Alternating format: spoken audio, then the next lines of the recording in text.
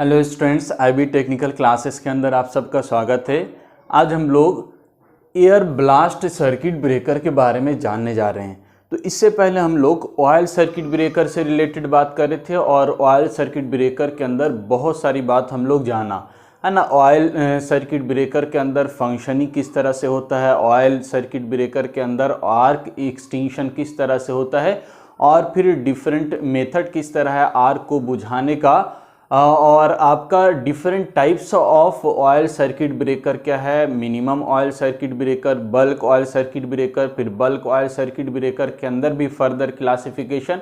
तो बहुत सारी बात हम लोग ऑयल सर्किट ब्रेकर से रिलेटेड कर चुके हैं, लेकिन आज जो हम लोग जानने जा रहे हैं वो एयर ब्लास्ट सर्किट ब्रेकर। तो एयर ब्लास्ट कहने का अर्थ क्या हुआ कि यहाँ पर कोई ब्लास्ट या विस्फोट नहीं होगा, बल्कि हम लोग एयर को क्या करेंगे, हाई प्रेशर के साथ स्ट्राइक कराएंगे, हाई प्रेशर के साथ हम लोग फ्लो कराएंगे, जिसकी वजह से आर्क क्या होगा, आपका आर्क बुझेगा और आपका जो आयोनाइज पार्टिकल है वो वहाँ से हट जाएगा। तो बहुत आसान होता है, इसकी बात हम कर रहे हैं आगे एयर ब्लास्ट की। लेकिन उससे पहले थोड़ा सा हम लोग एडवांटेज के बारे में जानें, या आप यूँ कह लीजिए कि हम लोग ये ऑयल सर्किट ब्रेकर की जगह पर आपका एयर ब्लास्ट सर्किट ब्रेकर हम लोग क्यों यूज़ करते हैं, इसका क्या एडवांटेज हमको मिलता है। तो पहले इस चीज़ को जान लेते हैं और फिर हम लोग एयर ब्लास्ट सर्किट ब्रेकर के वर्किंग प्रिंसिपल के बारे में जानेंगे। तो सबसे पहला काम क्या चीज़ हो रहा है यहाँ पर कि आपका वहाँ पर हम लोग ऑयल का जब आर्क प्रोड्यूस होता है तो ऑयल का डीकम्पोजिशन होता है, और जिसकी वजह से वहाँ पर फायर यानी आग लगने का चांसेस भी बनता है। तो यहाँ पर लेकिन जब अगर हम उसकी जगह पर एयर की सहायता से आग को बुझाएंगे, आयोनाइज पार्टिकल को हटाएंगे, तो यहाँ पर कोई भी आग लगने की पॉसिबिलिटी नहीं है। तो पहला जो आपको एडवांटेज मिलता है वो क्या है, risk of fire is reduce. ठीक है, तो पहला आपका क्या एडवांटेज मिला, यह हम लोग पहला पॉइंट जिसकी वजह से हम लोग arc air blast circuit breaker को प्रीफर करेंगे वो पॉइंट क्या है, तो आपका इस टाइप के सर्किट ब्रेकर के अंदर रिस्क ऑफ फायर मिनिमम होता है। दूसरा हमको क्या एडवांटेज मिलता है कि मेंटेनेंस लो होता है, या इसी को आप बोल सकते हैं मेंटेनेंस कॉस्ट लो होता है। अब मेंटेनेंस कम करिएगा तो उसमें खर्चा जो पैसा लगेगा वो भी कम होगा। तो इसमें मेंटेनेंस क्यों कम है, क्योंकि एयर है और वहाँ पर क्या हो रहा था, ऑयल यूज़ कर रहे थे, तो ऑयल का डीकम्पोजिशन हो रहा, उसको समय समय पर हमको डाइलेक्ट्रिक स्ट्रिंग चेंज करना होता है। तो वहाँ पर आपको मेंटेनेंस करना ज़्यादा ज़रूरी है। जो गैस प्रोड्यूस हो गया, गैस को रिलीज़ करना है, तो वो कुल मिलाकर आपका वहाँ पर मेंटेनेंस का काम ज़्यादा होता है, और यहाँ पर आपका उतना हमको मेंटेनेंस की आवश्यकता नहीं होती। तो इसका मेंटेनेंस कम होता है, और साथ ही साथ मेंटेनेंस कम है तो मेंटेनेंस कॉस्ट भी क्या होगा, एयर ब्लास्ट सर्किट ब्रेकर के अंदर कम होगा। तीसरा आर्किंग टाइम, वहाँ पर आर्किंग टाइम ज़्यादा लगता है, यहाँ पर आर्किंग टाइम कम। आर्किंग टाइम कहने का मतलब आपका आर्क बुझने का जो समय है वो कम समय में आग बुझ जाएगा। ये आर्क जो प्रोड्यूस हो रहा, आर्क रह रहा है, कितना ड्यूरेशन तक आर्क है वो कम हो जाएगा। तो आर्क कम समय के अंदर इसके अंदर क्या होगा, बुझेगा। क्यों, क्योंकि यहाँ पर बहुत हाई प्रेशर के साथ हम एयर स्ट्राइक करेंगे, जिसकी वजह से फौरन आपका क्या हो जाएगा, जो चार्ज पार्टिकल था, आयोनाइज पार्टिकल था, वो कॉन्टैक्ट के बीच से हट जाएगा और आपका फ्रेश एयर वहाँ पर आ जाएगा, जिसकी वजह से आपका जो आर्क था वो आर्क बुझ जाएगा।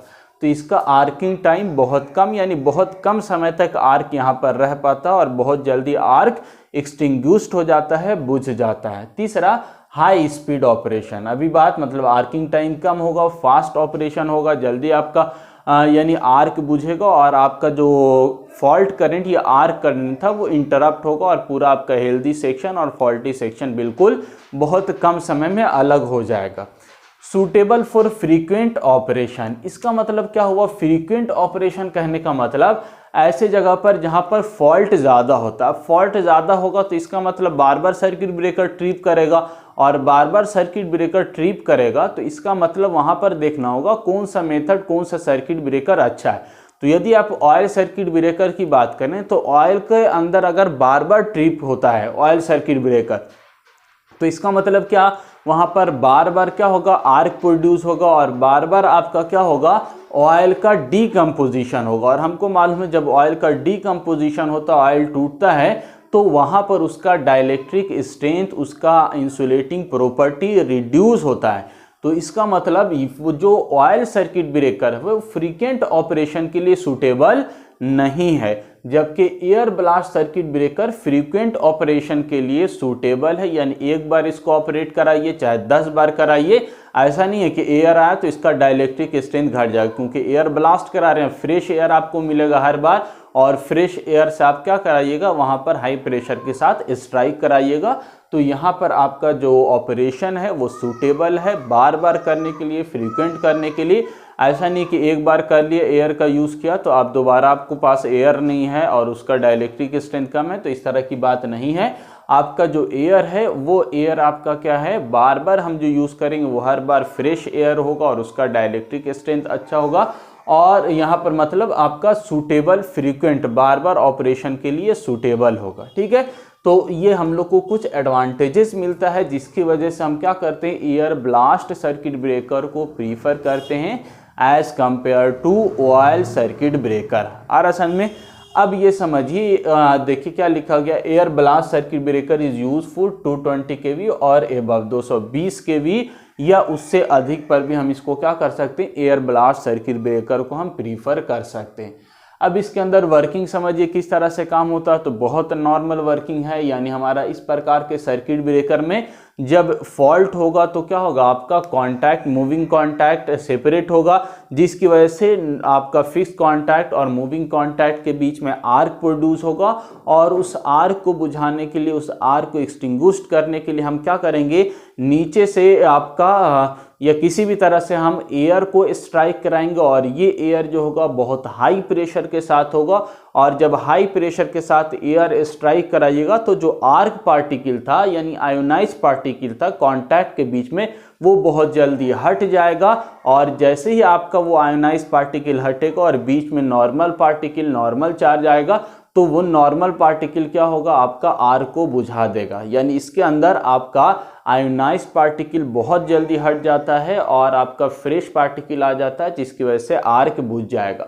या आप बोल सकते हैं बहुत जल्दी, जैसे आप हाई प्रेशर के साथ स्ट्राइक कराइएगा, दोनों कॉन्टैक्ट के बीच का आपका डाइलेक्ट्रिक स्ट्रेंथ बहुत फास्ट इंप्रूव हो जाता है, बहुत अच्छा जल्दी बढ़ जाता है, जिसकी वजह से आर्क बुझ जाता है। ठीक है, या आप बोल सकते हैं, या जब हम लोग स्ट्राइक कराते हैं तो इसमें आपका कूलिंग इफेक्ट बहुत अच्छा होता है, जिसकी वजह से जो री स्ट्राइकिंग वोल्टेज है वो दोबारा री स्ट्राइक नहीं कर पाता है और वहाँ पर आपका 0 पॉइंट पर आपका आर्क बुझ जाता है। ठीक है, तो किसी भी तरह से आप समझिए, यानी कि इसके अंदर आपका हम लोग बहुत हाई प्रेशर के साथ एयर स्ट्राइक करेंगे दो कॉन्टैक्ट के बीच में, जिसकी वजह से आपका आयोनाइज पार्टिकल, चार्ज पार्टिकल आपका हट जाएगा और आर्क बुझ जाएगा। ठीक है, बहुत वर्किंग प्रिंसिपल इसका सिंपल होता है। अब नेक्स्ट जो समझना है इसके अंदर, types of air blast circuit breaker, यानी एयर ब्लास्ट सर्किट ब्रेकर कितने टाइप का होता है। तो 2-3 टाइप का आपका एयर ब्लास्ट सर्किट ब्रेकर होता है। तो 3 टाइप आपका क्या क्या है, तो हम लोग एक को कहते हैं, और जो टाइप है यानी एयर ब्लास्ट सर्किट ब्रेकर, ये डिपेंड करता है टाइप, जो हम लोग बात कर रहे हैं ये टाइप ऑफ या classification of air blast circuit breaker depend करता है आप एयर को किस तरह से ब्लास्ट करा रहे हैं, यानी एयर को किस तरह से फ्लो करा रहे हैं। तो कांटेक्ट के साथ जो फ्लो होने का एयर का डायरेक्शन होगा उसी पर डिपेंडेंट है आपका क्लासिफिकेशन। तो आपका किस तरह से फ्लो हो रहा है, रेडियली हो रहा है, एक्सियल हो रहा है, या आपका परपेंडिकुलर हो रहा है, तो उस प्रकार के फ्लो ऑफ एयर का यानी डायरेक्शन ऑफ एयर का कांटेक्ट के साथ क्या रिलेशन है, उसी के आधार पर हम लोग type of air blast circuit breaker या क्लासिफिकेशन हम लोग करते हैं। तो देखिए आपका पहला जो टाइप है इसको हम लोग एक्सियल ब्लास्ट सर्किट ब्रेकर बोलेंगे, क्योंकि आपका यहाँ पर रेड कलर से हमने जो दिखाया है ये ब्लास्ट मतलब हाई प्रेशर के साथ एयर स्ट्राइक हो रहा। तो जो कांटेक्ट है, कांटेक्ट के एक्सिस में, ये आपका फिक्स कांटेक्ट, नीचे मूविंग कांटेक्ट, तो जो आपका कांटेक्ट का आपका एक्सिस है, इसी एक्सिस के अलोंग आपका क्या कर रहे हैं, हम एयर को ब्लास्ट करा रहे हैं, एयर को फ्लो करा रहे हैं। तो इस प्रकार का जो आपका फ्लो करवाएंगे तो यहाँ पर जो सर्किट ब्रेकर होगा, इस प्रकार के सर्किट ब्रेकर को हम क्या कहेंगे, एक्सियल ब्लास्ट सर्किट ब्रेकर कहेंगे। आ रहा समझ में। अब देखिए दूसरा जो टाइप है, इस टाइप को हम लोग रेडियल ब्लास्ट सर्किट ब्रेकर कहते हैं, या इसी को आप क्या बोल सकते हैं, एयर एक्सियल ब्लास्ट बोल सकते हैं। टू कॉन्टैक्ट यानी two contact axial blast circuit breaker भी बोला जा सकता है रेडियल ब्लास्ट सर्किट ब्रेकर को। ठीक है, तो इसके अंदर भी क्या हो रहा है, तो आप देखेंगे कि आपका एक्सियल ही फ्लो कर रहा है, लेकिन इसमें दो कॉन्टैक्ट, फिक्स के लिए भी दो कॉन्टैक्ट है और मूविंग के लिए भी दो कॉन्टैक्ट है, या आप कह लीजिए दो पोल हैं।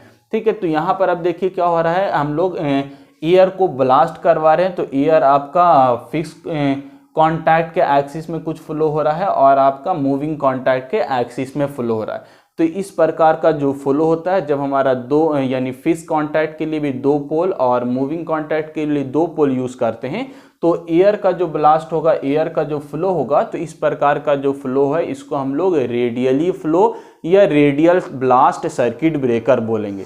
लेकिन ये जो आपका मेनली तौर से क्लासिफिकेशन ये एक्सियल का ही एक पार्ट है। तो ये एक्सियल के अंदर ये हमारा सिंगल कॉन्टैक्ट सिस्टम के लिए होता है या सिंगल ब्रेकिंग सिस्टम के लिए, और आपका ये डबल ब्रेकिंग सिस्टम के लिए। तो ये हम बोल सकते हैं single break axial blast circuit breaker, और इसको हम लोग बोलते हैं double break axial blast circuit breaker. तो जो double break axial blast circuit breaker होता है इसी को रेडियल ब्लास्ट सर्किट ब्रेकर भी बोला जाता है।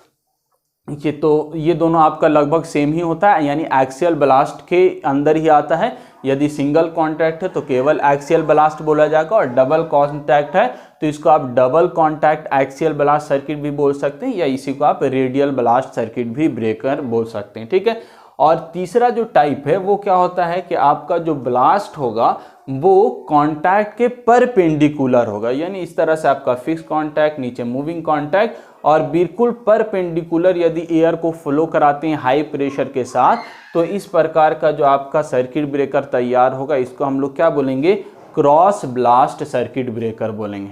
आ रहा समझ में।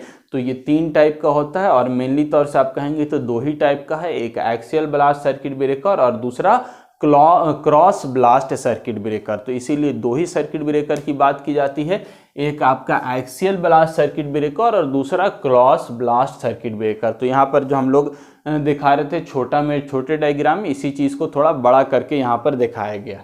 तब समझिए बहुत आसान डायग्राम है, बहुत ईजिली वे में आपको समझ में आ जाएगा। तो हमने क्या लिया हुआ है, आपका एक फिक्स्ड कॉन्टैक्ट दिखा दिया, दूसरा मूविंग कॉन्टैक्ट दिखा दिया, और ये फिक्स कॉन्टैक्ट और मूविंग कॉन्टैक्ट क्या होगा, नॉर्मल स्थिति में क्लोज होगा। ठीक है, और नॉर्मल स्थिति में क्लोज रखने के लिए कौन काम करेगा, तो इस पर एक प्रेशर लगा होता है, किसकी सहायता से, स्प्रिंग की सहायता से। तो यहाँ पर एक स्प्रिंग आपको दिख रहा होगा, यहाँ पर इस डॉटेड से दिखाया गया है, यानी आपका सर्किल छोटा छोटा, तो ये आपका स्प्रिंग लगा हुआ है, और यही स्प्रिंग आपका क्या करता है, हाई प्रेशर के साथ दोनों कॉन्टैक्ट को संपर्क बनाए रखने का काम करता है। तो ये आपका कॉन्टैक्ट को क्लोज करने का काम स्प्रिंग का होता है। स्प्रिंग हाई प्रेशर के साथ आपका क्या करता है, फिक्स कॉन्टैक्ट के साथ मूविंग कॉन्टैक्ट को टच में रखता है, ताकि आपका नॉर्मल स्थिति में कोई भी स्पार्किंग नहीं हो, आपका वोल्टेज ड्रॉप अधिक नहीं हो, तो वहाँ पर आपका नॉर्मल स्थिति में आपका करंट इजीली वे में फ्लो हो, तो यहाँ पर आपका स्प्रिंग फोर्स काम करता है। ठीक है, लेकिन आपका जो ट्रिपिंग मैकेनिज्म होता है, यानी कॉन्टैक्ट को ओपन करने का, वो जो फोर्स लगता है रिले के द्वारा, वो क्या होगा, जो स्प्रिंग का फोर्स है, स्प्रिंग एक्शन है, उसके अपोजिट होता है। स्प्रिंग तो कॉन्टैक्ट को बनाए, दोनों को जोड़ने का काम कर रहा है, और ट्रिपिंग मैकेनिज्म क्या करता है, इसको यानी स्प्रिंग के अपोजिट डायरेक्शन में इसको पकड़कर खींचने का काम करता है। ठीक है, ये याद रखिएगा। तो अब आपका नॉर्मल स्थिति में दोनों क्लोज है, फिक्स आपका करंट फ्लो होता रहता है, नॉर्मल स्थिति में आपका सारा चीज़ ओके है। लेकिन जैसे ही फॉल्ट हुआ, तो फॉल्ट होने की स्थिति में क्या होगा, आपका ये वाला जो मूविंग कॉन्टैक्ट है ये सेपरेट होगा। ठीक है, अलग होगा, और जैसे ही मूविंग कॉन्टैक्ट सेपरेट हुआ, आपका क्या होगा, यहाँ पर आर्क स्ट्रक करेगा, आर्क प्रोड्यूस होगा, और इसी आर्क को बुझाने के लिए हम लोग क्या यूज़ कर रहे हैं, यहाँ पर एयर ब्लास्ट का यूज़ कर रहे हैं, यानी यहाँ पर एयर फ्लो कराएंगे हाई प्रेशर के साथ। तो आपका यहाँ पर एक आर्किंग चैम्बर बना दिया जहाँ पर आर्क को बुझाया जाएगा और इस चैम्बर के अंदर हम क्या करेंगे, हाई प्रेशर के साथ एयर फ्लो कराएंगे। तो हाई प्रेशर एयर मिलेगा कहाँ से, तो एक रिजर्वायर टैंक लगाए हुए हैं, एयर रिजर्वायर, जहाँ पर बहुत सारा एयर हम लोग जमा करके रखे हुए हैं और यहीं से एयर को लेकर हम क्या करेंगे, स्ट्राइक कराएंगे। तो ये एयर आपका एयर रिजर्वायर से एयर को लिया जाएगा और बहुत हाई प्रेशर के साथ पाइप की सहायता से हम चैम्बर के अंदर एयर फ्लो कराएंगे और आपका एयर आपका हाई प्रेशर के साथ चैम्बर के अंदर यानी आर्क के अक्रॉस फ्लो होगा और आपका आर्क बुझेगा। एक चीज यहां पर देखिए क्या लगा हुआ है, air valve open by tripping impulse. इसका मतलब क्या हुआ, जो आपका एयर ओपन हो रहा है, एयर वाल्व ओपन, यानी आपका जो एयर हम लोग स्ट्राइक कराएंगे तो एयर कब स्ट्राइक होगा, ठीक है।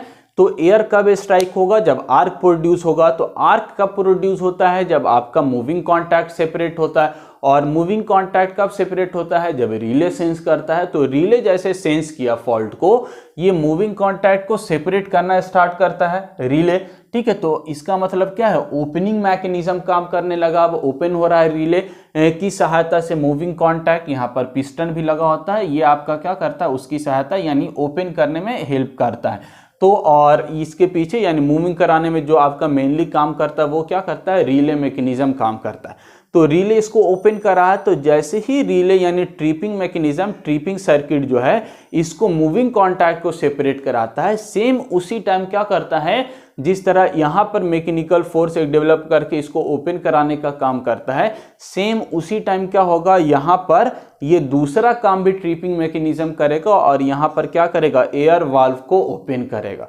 तो हमने क्या लिखा है, air valve open by tripping impulse या ट्रिपिंग मैकेनिज्म। यानी ट्रिपिंग मैकेनिज्म जिस तरह से मूविंग कॉन्टैक्ट को सेपरेट कर रहा है, उसी तरह एक और काम करेगा, वो क्या करेगा, एयर वाल्व को ओपन कर देगा। और जैसे एयर वाल्व ओपन हुआ, यहाँ से आपका क्या करेगा, हाई प्रेशर के साथ एयर जाएगा और ये एयर आपका जाकर क्या कर देगा, आपका जो आर्क प्रोड्यूस हो रहा है इस आर्क को बुझाने का काम करेगा। यानी air high blast high pressure के साथ स्ट्राइक करा, जिसकी वजह से एयर जो चार्ज पार्टिकल था वो यहाँ से हट जाएगा और फ्रेश पार्टिकल आएगा और आपका क्या होगा, आर्क बुझ जाएगा, ठीक है।